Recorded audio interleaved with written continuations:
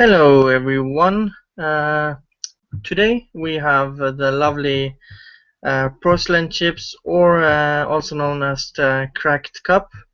Say hello. Hello. So let's just delve into it by saying or asking, how did you get into GamerGate and not your shield? Uh, the way I got into it was kind of I don't know how many other people got into it like this, but originally, when the whole Five Guys thing started, I was paying attention to it and I was following it through Mundane Matt, but I wasn't getting very actively involved until I had like this one sort of important milestone that happened where I was sitting around with a bunch of friends eating dinner, and a lot of them were sort of, I guess, what you could call the social justice warrior types. And we started to talk about the Five Guys thing openly because this is before it progressed into Gamergate or any kind of faction type of thing. And immediately they were assuming that Zoe Quinn had been somehow victimized or pressured into doing what she had done. And I said, well, why do you think it's that? And it's not her manipulating or utilizing the situation to her advantage as a game developer. And they said, and when I say they, it was like one or two people were kind of agreeing with this idea together. They were sort of saying, well, as a woman, she's obviously oppressed in the industry, and you don't understand how oppressive it is to be a woman in a male driven environment. And that just sort of made me snap because though I am not really doing any occupational work right now, I've worked in a lot of similar industries as sort of a PR person on and off. And I don't know, it was very strange having a bunch of guys sitting around at a table telling me I don't understand how oppressed I and women are in general, when I've had to on and off face a issue or two of sexism. And it just sort of made me snap. And that's when I started to delve into it seriously. And that's when I got really active in the whole thing, pretty much.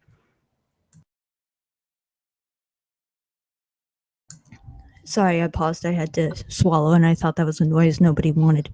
But but so that was sort of the thing that got me into it, and then the thing that got me really pro Gamergate versus sort of the anti Gamergate side is that I'm sorry, but I couldn't find where the sexism was in it. Like I couldn't find that the controversy that people were pushing in the whole thing.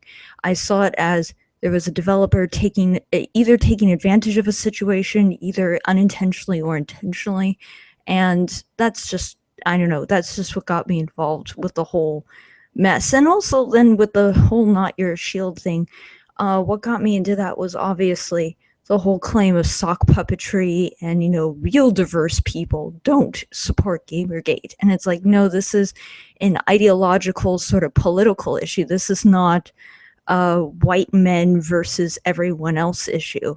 And for people to dumb it down to that level really, I think, either shows their simplicity or sort of their weird closeted kind of bigotry towards a group of people. But Yeah, yeah.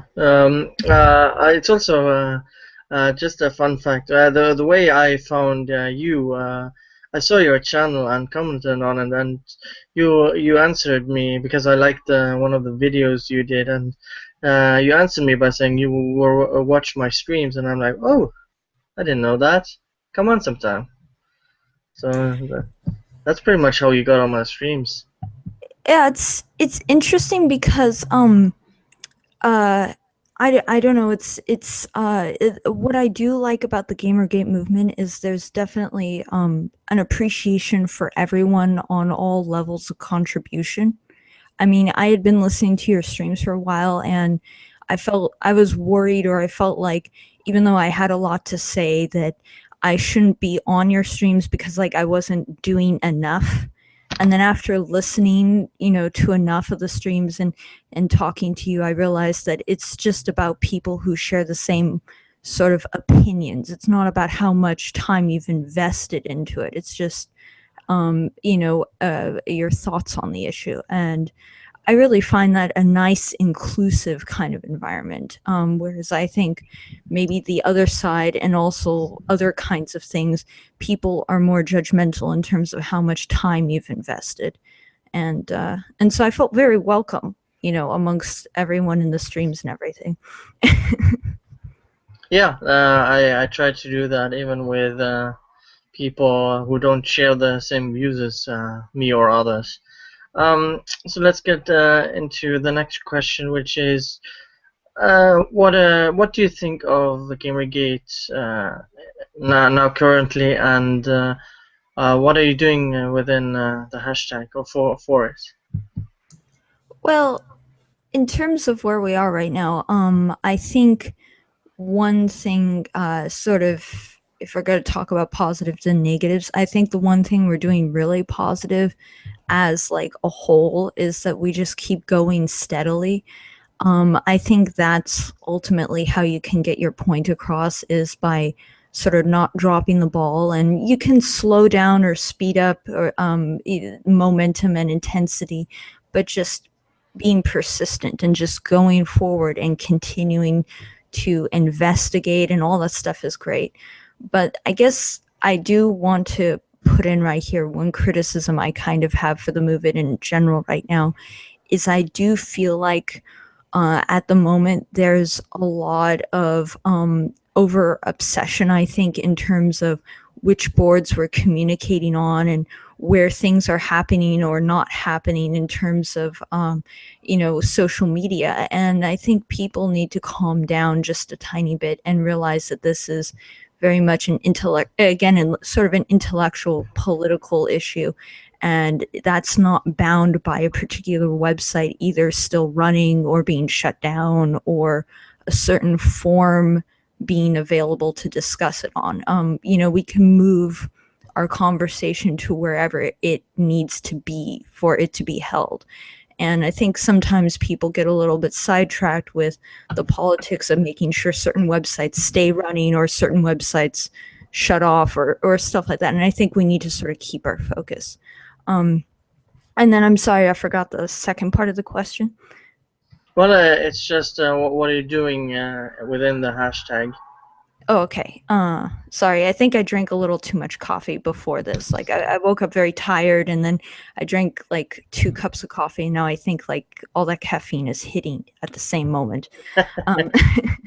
But well, okay, so within the hashtag initially, I thought I was going to do a ton of stuff because I was like, oh, I'm going to be the big megaphone person or something. I'm going to be one of the megaphone people. And truth be told, I try to retweet as much important stuff as possible. I try to contribute to the conversation as much as possible, because I think where we're going to sort of win at the end is if we can get through the ideology and the narrative that the opposition is pushing and get them to actually just listen to us. I think that's when we're going to win. So I really want to just talk and push what's really going on, not this idea of us versus them, but this idea of there's genuine corruption. And I try to produce videos when I can about it, but I don't produce a ton of videos because I'm trying to be careful in hitting important points and not coming off as an obsessed ranter, because I think a lot of people have that persona and it works really well for them. But again, I don't talk about it a lot, but I'm kind of working on a few things right now I'm trying to get published. And so I know this sounds like very egotistical to discuss this, but I'm trying to be careful not to be seen as too much of a one-track minded person. I really believe in the whole notion of GamerGate, of trying to get corruption out of the industry, but I'm trying to also be careful in that I don't want to be too associated as that person who talks about that one thing. Because the hard thing is what I'm trying to get published, is something that is sadly grounded in industries that are already sort of overrun by what we would sort of call that SJW crowd of people. And so it's this tightrope walking situation where I want to speak my mind, but at the same time I want to just be poignant about when I talk about things and how I discuss things, because I don't want to come off to them as being too, I don't know what to call it, but it's just it's a hard line to walk sometimes without, I don't know, getting people mad. All right. Yeah. Sounds interesting. You have to send me when you have that stuff published. Well, it's I'll just mention real quick. I'm basically working on a tabletop game, and it's based off of a pre-existing tabletop RPG system. And so what's kind of icky about it is like I want to be myself in public and I want to speak my mind, but at the same time, I don't want to go so far as to give a reason for the pre-existing company to, like, I don't know, just not approve of what I'm doing. All right. Yeah. So the next question is, what do you think GamerGate will morph into or become in the future?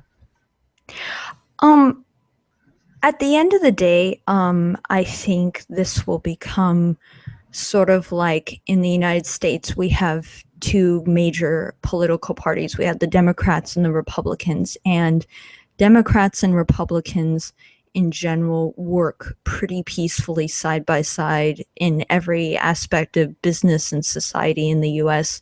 Even though we disagree politically on certain key points, we've sort of agreed to disagree on things and just, act civilly towards each other.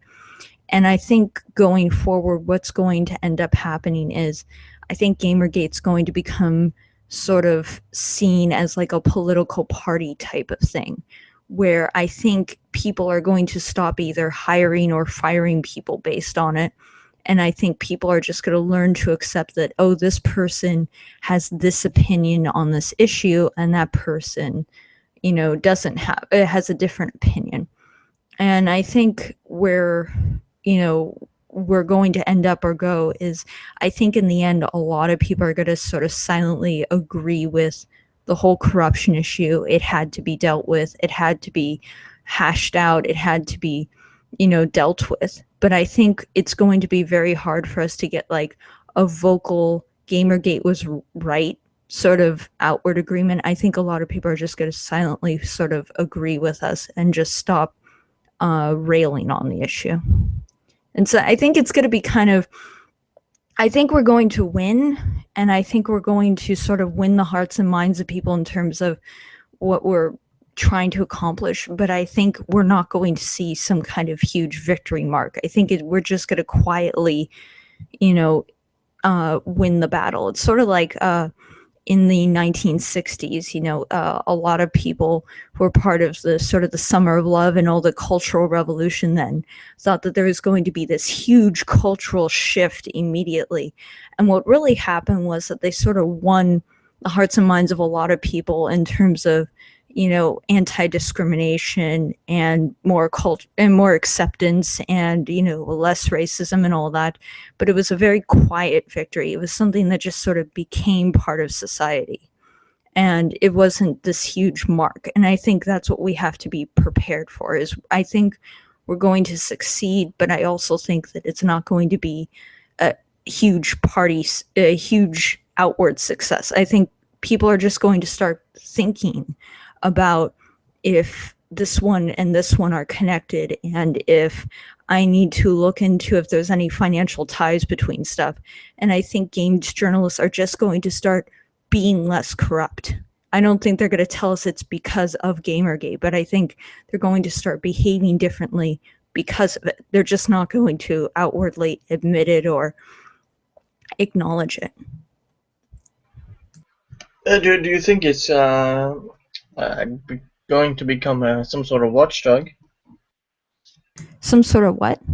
Watchdog for the gaming industry. It definitely could. I could see some kind of consumer advocacy group starting up out of Gamergate. I think if one does happen, I think what's really important is it has to be like inspired by Gamergate. I personally feel like saying Gamergate becomes a watchdog um, is, I don't know what to call it, but I feel like that's a little too regimented. I think a group of people are going to make a successful watchdog advocacy group out of it or inspired by it.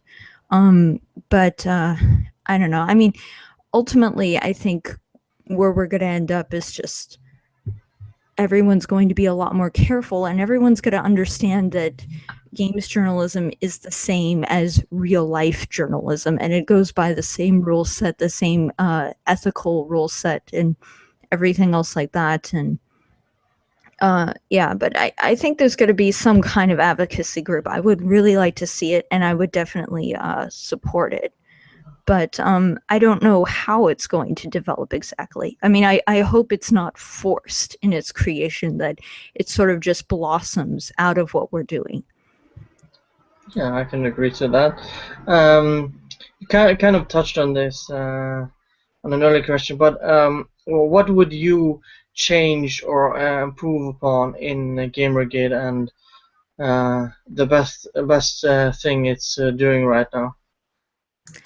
Um, I, it's hard to say this, but you know, we can't control this really on any level. But I just wish somehow we could get the other side to open up to open form discussion more.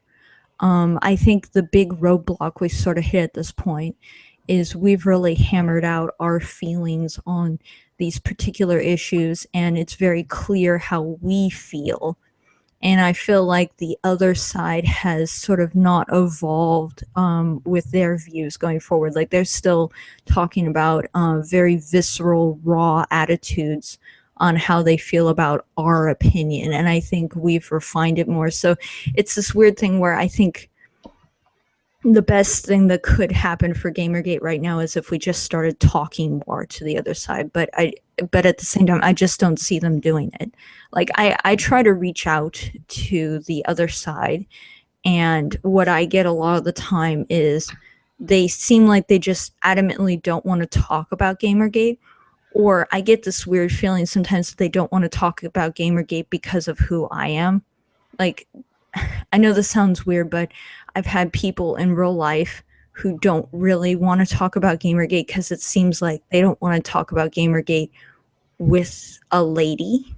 As weird as that sounds, like they want to talk about how sexist Gamergate is, but I'm a lady, so that doesn't really that's not very easy for them to do. Um, Internally, what I think could improve is within just the Gamergate base is I think we need to, like I said kind of before, is we need to really stop obsessing on how our message is spread or how we talk about things and just talk about things. Because in the last few weeks I've seen this obsession lately over which chan in particular people are communicating on, and I think if people want to use the chans they should just use the chans and we shouldn't be obsessing over which chan or how or you know, that kind of stuff. I think we're getting a little too obsessed with micromanaging ourselves right now instead of just focusing on pushing the issue forward, because I don't know. I think it happens with every group. Eventually, we sort of turn inwards instead of looking outwards. But I think it's important that we somehow recognize that and stop that before we get too sort of engrossed with it, because then the other side will see that sort of as a victory. You know, oh, look at them. They're tone policing. They're self-obsessing. They're kind of too much into themselves, and we need to try not to do that, I think. Yeah, it's a kind of a follow-up question from Deus Ex Machina V42 on the chat. He asked, inspired by interview for another question, how could you reach out in a productive way to move this forward? I think a good way to reach out is maybe I know this sounds weird, but maybe it's more to talk about the particular issues and not try to allude to what your stance is immediately. Like, I had a few friends for the last few days hanging out together with me who are very adamantly sort of part of that social justice warrior crowd, and they're very anti-Gamergate. And we've never discussed Gamergate. But I had a conversation with them just about the Pillars of Eternia issue. And we didn't bring up affiliations at all. We just talked about the issue.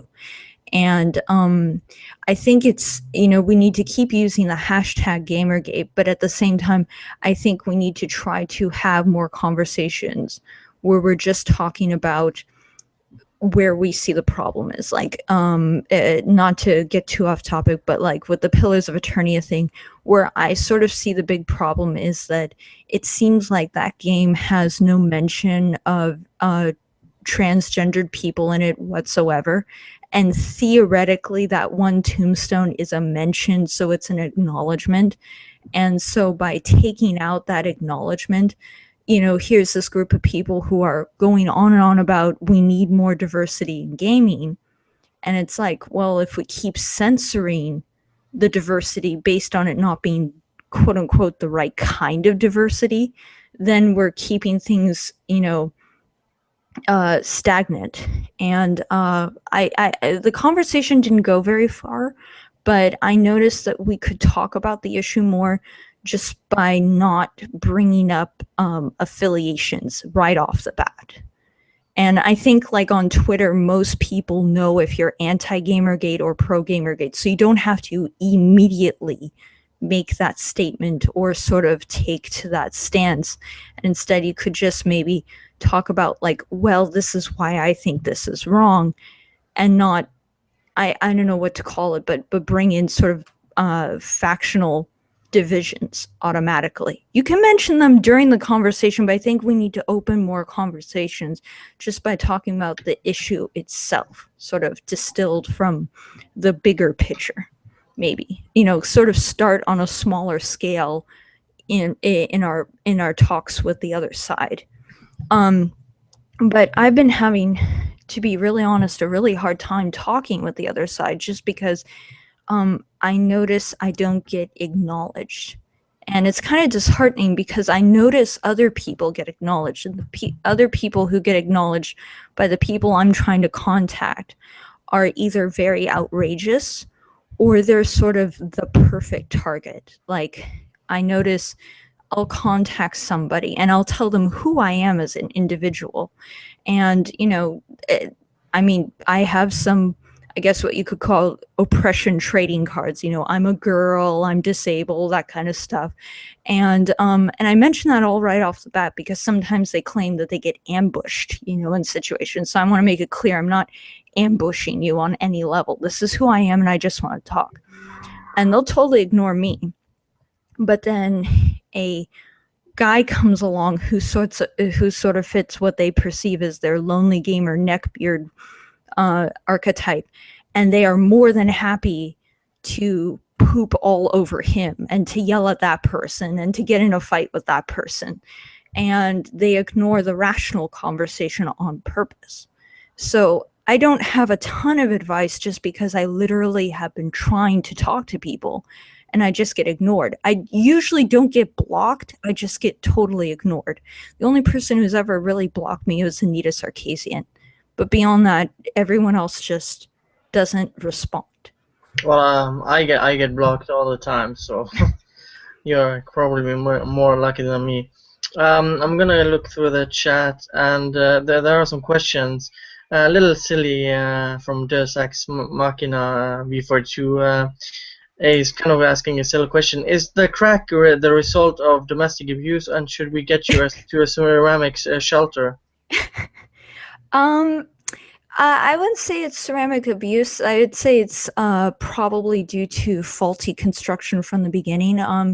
It's probably somewhere along the line where they were putting the ingredients together to form the porcelain mixture probably. It's just a little brittle, and so it naturally just doesn't work as a functional crockery set. I mean, I'm part of a hand painted series that's very lovely. It's just totally unusable, so you need to put it on a shelf somewhere where people can see it, and it's pretty to look at, but just don't pour any hot liquid in it. And he follows up with, also more seriously, what is your favorite art, since you're obviously interested in that? Favorite art. Well, it's kind of difficult. I'll say my favorite art, like kind of in general, is I'm obsessed with any kind of world building or schematic kind of things. Like I love finding artists who have made an entire like cohesive collection of like monsters or creatures, like bestiaries. In terms of like general styles, I think I'm obsessed with kind of Art Nouveau or pieces that I'm trying to think of how to put it. I love pieces that sort of have present altered landscapes. I have a piece right next to my computer right now that I'm looking at, and it's basically like a watercolor of the Grand Canyon, but there is a cowboy sitting on top of a herbivore dinosaur, and he's basically being a cowboy, but he's leading a herd of dinosaurs through the Grand Canyon. And it's a very peaceful, sort of classical kind of landscape, but it has this one really strange altered element that makes it feel a bit quirky and different. I don't know if that's a good answer or not, though. Okay, yeah, that's a good answer. To date, it's from Invisible Jim, aka Brian, from Scotland. He asks, to date, we have set on our identity and shirked off opponents' attacks which are political. Is it worth striking at their political identity? Is it worth striking at their political identity? Oh, I mean, I'm not entirely sure. To be honest, I'd want just a tiny. Did he elaborate further on that, or did he just phrase it like that? No, he phrased it exactly like that. I'm Okay, just okay. quoting him. I I'll be honest. I'm a little confused by the question. It's I probably mean, more my I fault. think he's like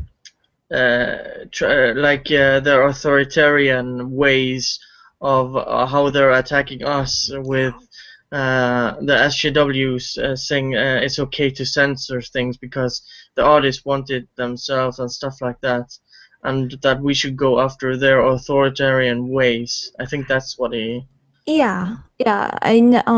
I think it's important that we try to focus on why we think their political viewpoints are not good instead of focusing on their personal aspects and stuff. The reason why I keep sort of like bringing up all these identity issues about myself and things is that they seem to be so obsessed about that I'm trying to kind of relate to them so we can talk about other stuff. Like, it's not because I'm really into that. It's more just like, well, if you're really into gender identity and if you're really into, knowing everyone's oppression trading card set, here are my cards. And now do you want to actually talk about ethics in journalism? But yeah, I think it's important that we hit on that. And I think it's important that somehow we show them that what they're doing is actually counterintuitive to what they want. I think they've latched on to a lot of these really extreme ideals because they think it will lead to somewhere that it's not going to lead to. And I think we have to somehow communicate that to them, that this sounds a bit egotistical, but we're really trying to save them from themselves. They don't realize that trying to censor art is going to impact their own personal art going forward, because all of them have a misperception that somehow my art is immune to the censorship I'm trying to push on everyone else, when in reality it's going to hit. I mean, I think Brianna Wu's game Revolution 60 is an excellent example of this. That here is somebody who's part of a movement that's pushing for altering female characters in video games, and for, you know, how women are portrayed in the media and all that kind of stuff. And then she puts out her artistic interpretation of how she would make a game with an all-female cast, and it gets criticized just like everything else got criticized, and she was shocked by it. And I think somehow we need to point this out to them, that their own censorship is going to kill them if nobody stops it. And I think I don't know, I'm sorry if I'm looping here, but we somehow need to turn it around to show them how they're hurting themselves. And definitely hitting it on a political end is much better than hitting them on a personal end, because the personal stuff just comes off as name calling. All right. Yeah, I have several other questions. It's just since women have been called sock puppets. He's That's what he's referring to here. Best of slash worst of experiences being labeled a man for your opinions.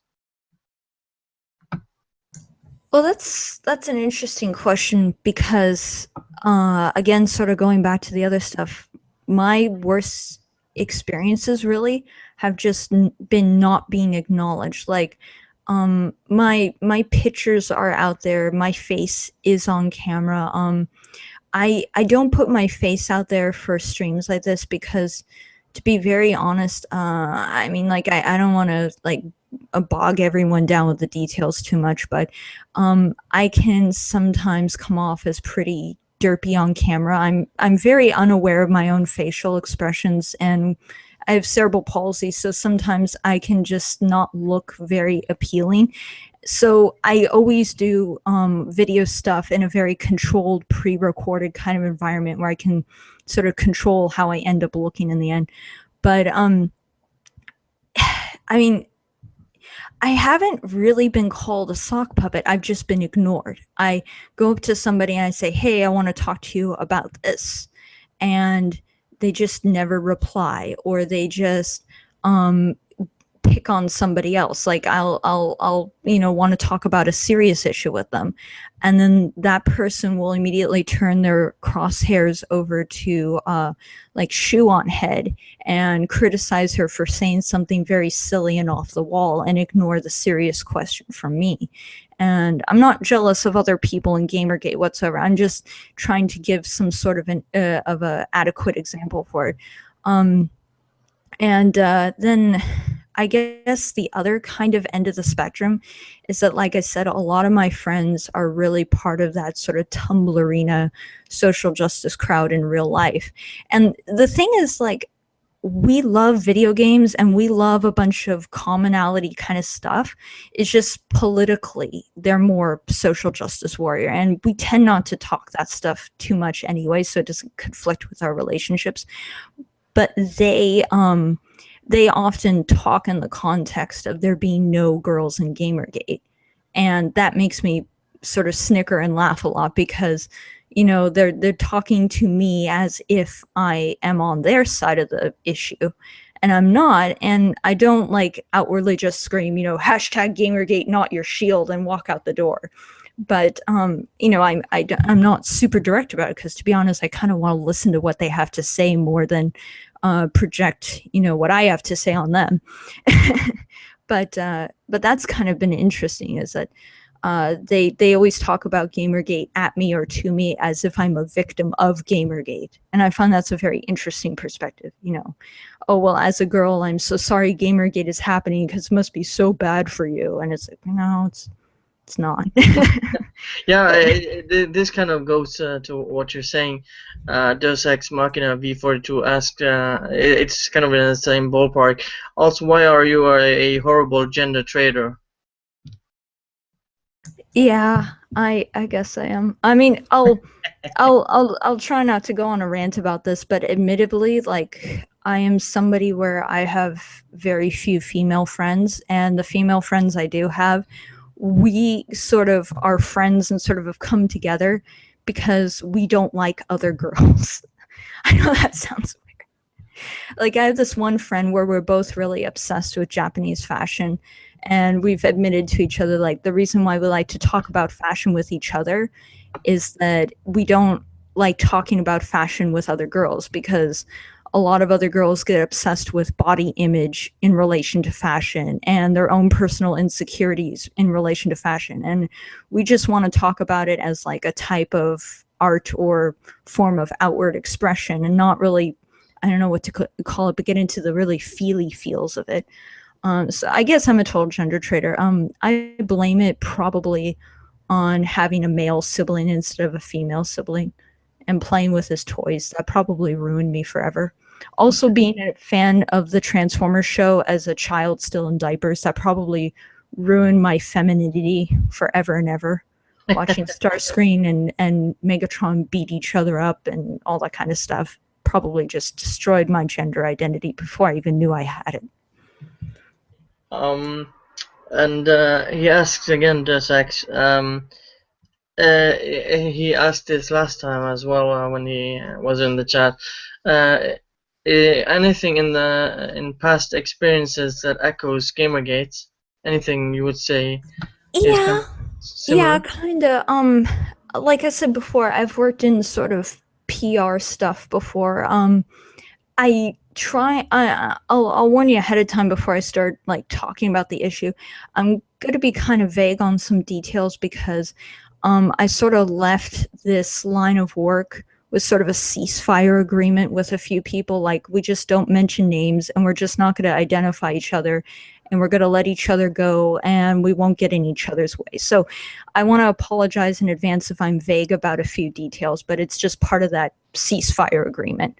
Um, but yeah, I've worked in the convention industry a bit, and I've worked with a lot of promoting things.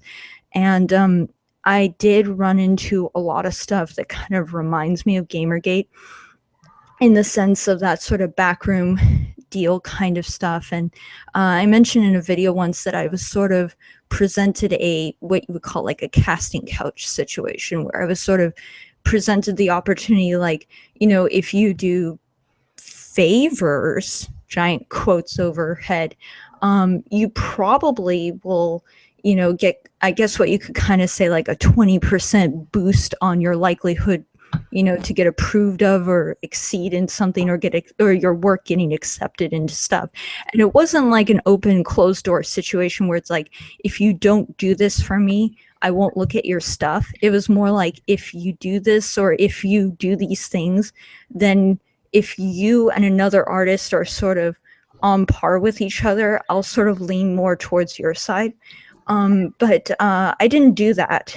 And the person who was sort of offering that up totally respected that, and never pushed anything ever again. But it really hit home for me then when sort of this radical feminism stuff started up, because I think what radical feminism doesn't understand is that true inequality and sexism in the first world is not simple. It's very cloak and dagger, and it's very, I don't know what to call it. It's insidious in a way that they don't seem to understand.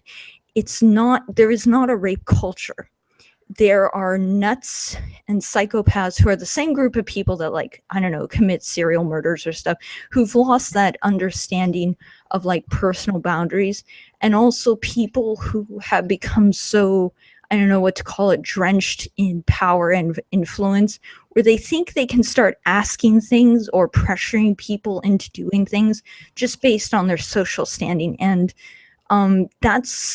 that really affected me on a lot of levels, and that's what really pushed me to be sort of, I wouldn't quite say anti-feminist, but anti this current extreme wave of feminism, because I think they're hitting all the wrong points. And I think them trying to do what they're doing is actually creating a beautiful scapegoat for the actual people who perpetrate the stuff to keep doing what they're doing. When you set up a class where you bring in a bunch of college students and you sit them down for a talk about don't rape people, the one actual person who's likely to do that has a type of medical condition, like a mental condition set up, that they're not going to hear your presentation because your presentation is aimed at sane people. And equally for this other stuff, I think this obsessing on manspreading and this obsessing on workplace vocabulary and tone policing and all that kind of stuff, it totally ignores the actual people who are, the way that they go about doing things. And so that was a long rant. But that's No, sort of I my I thoughts I, on I that. want to hear stuff like this. That's what I'm doing them. And someone asked, because you talked about friends who are anti-Gamergate, because of Gamergate. But have you lost, or have friends distanced yourself themselves because of Gamergate? Polly asks. Um, Not yet. What's sort of been happening, and I was kind of talking about this last night between a few people on another stream, and I think this might be an important thing to project. My friends who are sort of anti-Gamergate, none of them are sort of the megaphone people or sort of the charismatic people who are taking a stand on the issue. They're passively anti-Gamergate, I would call it. Like, they reblog anti-Gamergate stuff. They, really love and worship the ground that anti-Gamergate people walk on, but like they're not super participatory. And I haven't lost any friends yet, but what's interesting about our interactions, and I think this says a lot, is I think a lot of people who are anti-Gamergate are not anti-Gamergate in the sense like they really understand the issue. I think from my own personal experience, a lot of anti-Gamergate people have latched on to not liking our movement because they are afraid of looking into ugly things. And so they want the consumer pretty package of political issues and not the nitty-gritty version.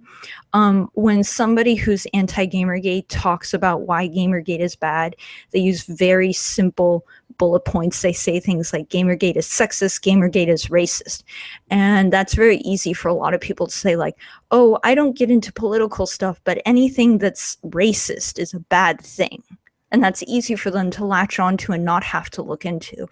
And the problem I found is when Gamergate people try to talk to this crowd, they're asking them to read articles and to look into the issue. And a lot of these people are very non-controversial. They're kind of afraid of looking into negative stuff. One of my friends has, I don't know what to call it, but she obviously has some kind of issues with anxiety, which I think a lot of these people may or may not have, not major issues, but some mild ones. And anytime we talk about something that begins to get into an uncomfortable and uncanny valley, politically, socially, anything, she immediately wants to redirect the conversation onto something completely benign. And I notice it's because the idea of talking about real world adult problems is uncomfortable. And I think there's this generation of 20-something-year-olds who are very uncomfortable about talking about the real world because the real world has ugly things going on in it. And I think they want to choose the right side, so to speak, but they're afraid of actually knowing what's going on. And I think that's our biggest problem, is we're fighting a fight where a lot of the people who have taken up arms don't actually understand what's going on, and they're actually, like, on some level afraid of understanding what's going on. I'd really compare it to American sort of consumer culture, that wanting the simplistic, simple, nice, clean answer instead of understanding the deep underlying truth. People who eat hamburgers, but they don't want to know how that hamburger ended up on their table kind of situation. And I eat hamburgers. I have no problem with eating meat, but I understand the whole process that led to that burger ending up on my plate, and a lot of people find that uncomfortable, understanding the underlying things going on. Yeah, that's a good analogy. Somebody asked why your picture is a teapot. Well, okay. First thing I just want to mention before I get into that is what happened. Yeah, The reason why I have two screen names, real quick, just super quick, is that I started out a YouTube channel that's just about fashion, and that's Cracked Teacup. And then GamerGate started, and initially I started commenting under that name, and then I realized, probably a product review channel should be kept separate from sort of political opinions. And so that's why I ended up with two screen names that are supposed to be related to each other so people can associate them, but they're separate. Moving on to the crack part, though, that comes from something my mother once said. My mother, she passed away a few years ago, but she was somebody who kind of was a bit blunt and straightforward about things in life, and I have a lot of physical issues, and I forgot what it was, but it was just one day when we were coming back from a doctor's appointment that didn't go so well, and she was trying to cheer me up, but like in, I don't know what to call it, in a not unrealistic way. And she said, "Well, you're like a pretty teapot or a pretty teacup, that's hand painted and finely detailed and absolutely lovely. It's just you have a giant fissure running down you." So we can't pour tea into it. We can't actually use it. You got to put it on a shelf to keep it safe, to keep it from falling apart. But it's still cute. And I really like that kind of analogy because I think it's sort of self-accepting, but at the same time it's just kind of silly enough that you don't, like, I don't know what to call it, get depressed over it or something. But that's the story behind that. All right. Nobleman79 asks, how is discounting, ignoring able-bodied, straight individual opinions supposed to be inclusive? Discounting able-bodied opinions? Yeah.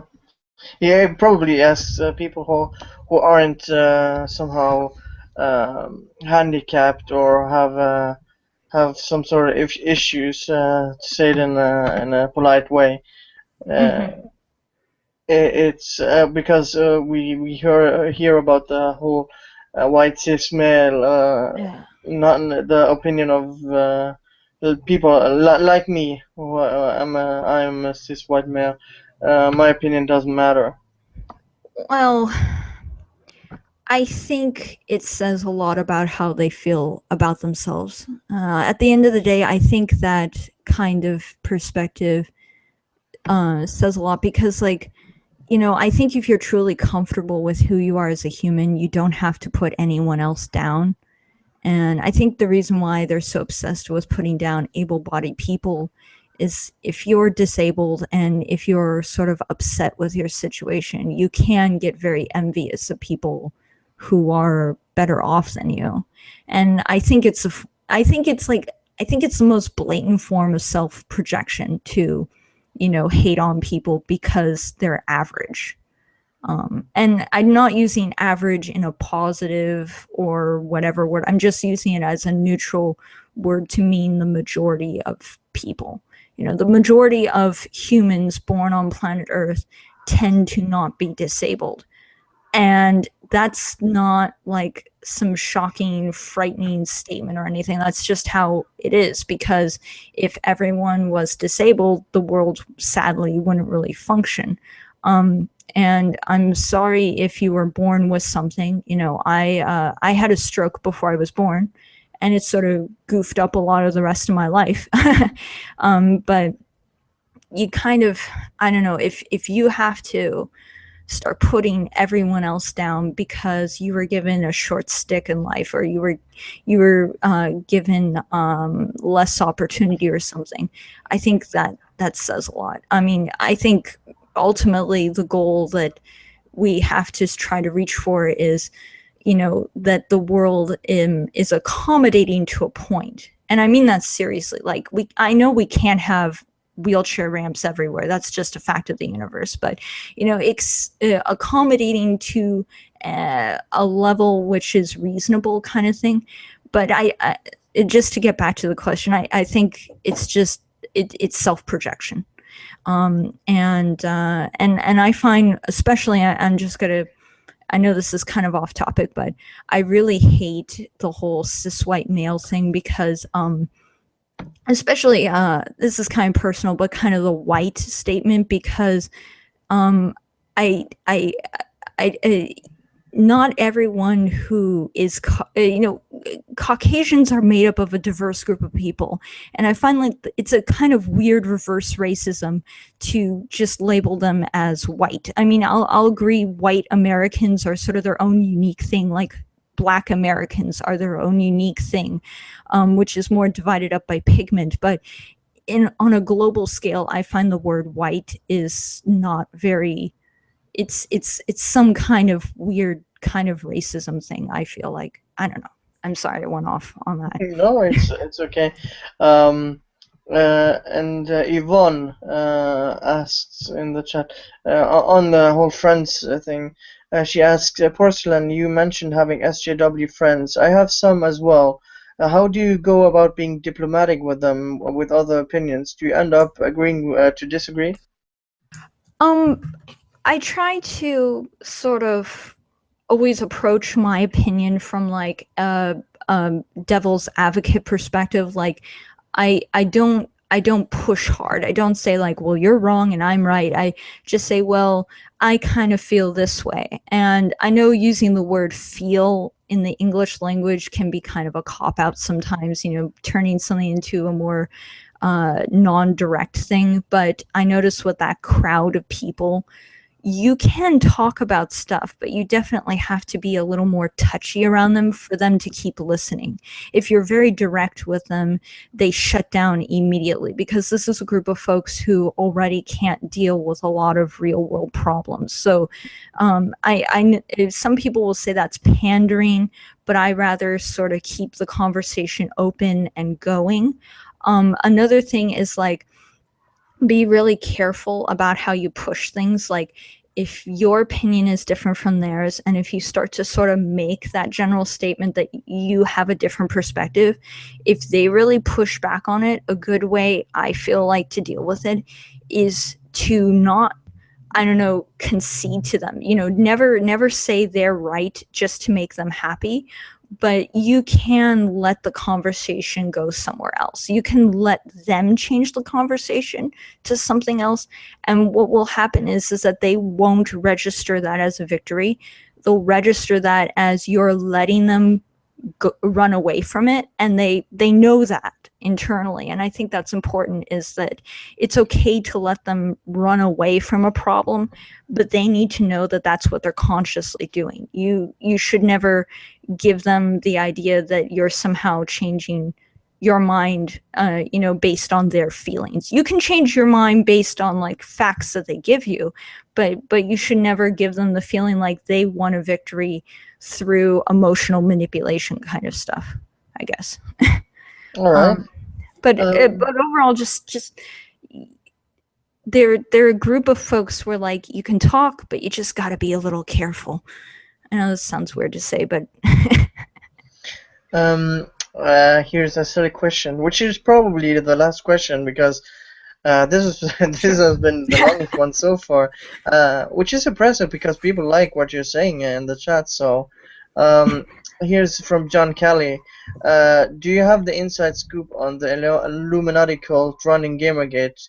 I think he's referring to my Skype group.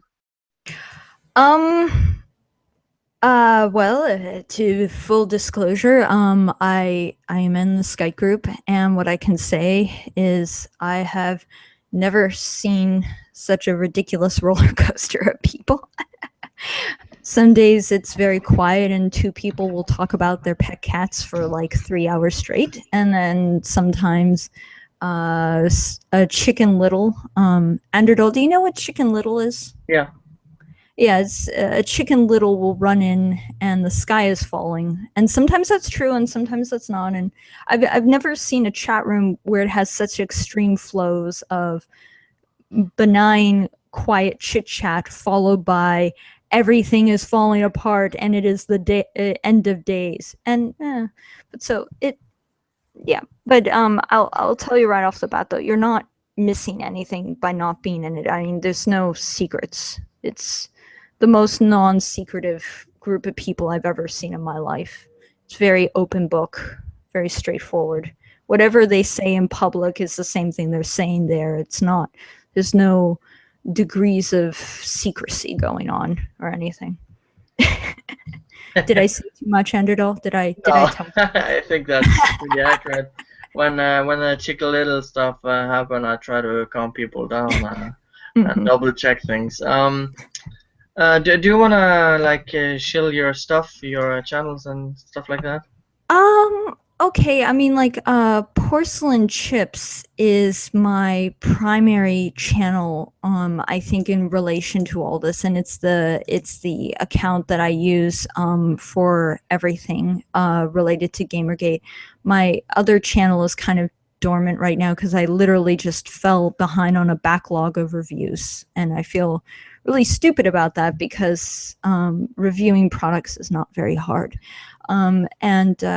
So it's just Porcelain Chips on YouTube, and on Twitter, I am Cracked Teacup because that was established before YouTube, so that's where the confusion is there. Yeah, because your tag in the description and your YouTube channel, what it's called, so people can search for it if they want to. I just wanted you to say it.